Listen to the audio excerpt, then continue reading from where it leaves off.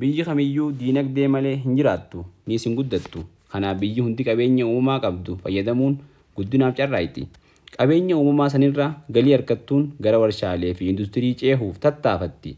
Biyyoonni lixaa kanarra diinagdeen samii tuqan kunis qabeenya uumamaa qaban misoomsaniiti. Fakkeenyaaf bu'uurri diinagdee Ameerikaa kan jalqabaa baala tamboo fi jibrii oomishuudha.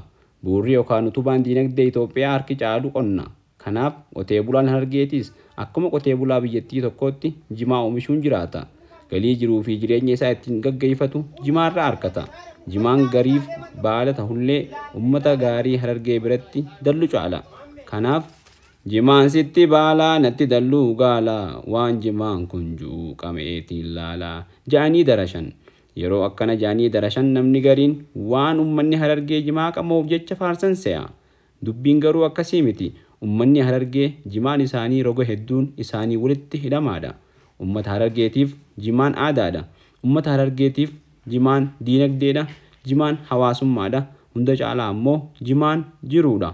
Qotee bulaan jimaa oomishee galii argatuun mana mataa isaatii fi maatii isaa jiraachisa. Daldalaanis jimaa daldaleeti mataa isaatii fi haaskaa isaa baasii fi buusii isaanii danda'ee jiraachisa. Uummata Harargeetiif jimaan jiruu fi jireenya. Jiruu fi jireenya uummata Harargee jimaa malee hiika qabaachuu hin danda'u. Kana jechuun uummanni kun jiraachuuf maddi galii isaan qaban tokkichi jimaadha.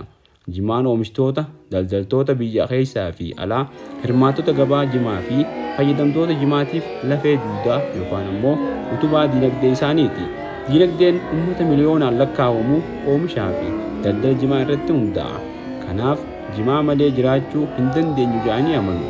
Hirmaattota gabaa jimaa keessaa muraasni oomishtoota, daldaltoota, namoota meeshaalee jimaan ittiin hidhamu yookaan hiituu baala yookaan caffee jimaan ittiin maramu, bishaan jimaan raphamu, waslaa yookaan buuphaa yookaan ammoo ansoolaa jimaan keessatti hidhamee ittiin geejjibamu, gabaa jimaatiif dhiyeessan namoota dhufaasha yookaan kosii garaa baatu, muka jimaa haxaawan, namoota jimaa nama biraa geeffatan, namoota jimaa namaaf gurguran, namoota hojjettoota jimaatiif mana yookaan iddoo itti dalagan kireessanii fi kan kana fakkaatan kan hojii gabaa jimaatiif galii argatanii ofii fi maatii isaanii jiraachisan hedduudha.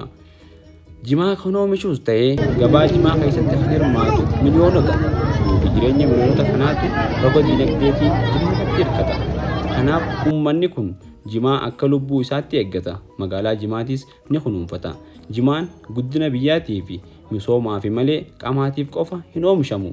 Kanaaf oomishni jimaa haa deeggaramu, gabaan jimaa haa ammayyeeffamu, qotee bulaan daldalaa fi hirmaattonni hundi haa fayyadamu jechuun keenya uummanni miliyoonni kun haa jiraatu jechuudha.